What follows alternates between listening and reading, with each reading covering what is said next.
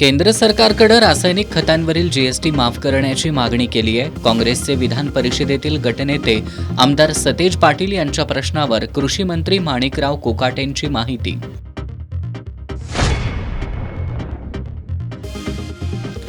जनतेचे प्रश्न घेऊन रस्त्यावर उतरा, माजी मंत्री हर्षवर्धन पाटील यांचं राष्ट्रवादी काँग्रेस शरदचंद्र पवार पक्षाच्या कार्यकर्त्यांना आवाहन.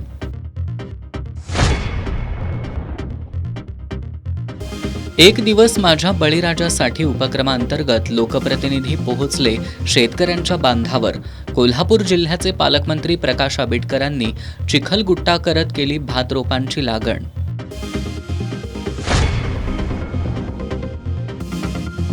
रुग्णांना खासगी रुग्णालयात जावं लागू नये यासाठी सीपीआरमध्ये अत्याधुनिक वैद्यकीय सेवा उपलब्ध करून देणार. वैद्यकीय शिक्षण मंत्री हसन मुश्रीफ यांची ग्वाही. सीपीआरमध्ये विविध सेवांचा लोकार्पण समारंभ संपन्न.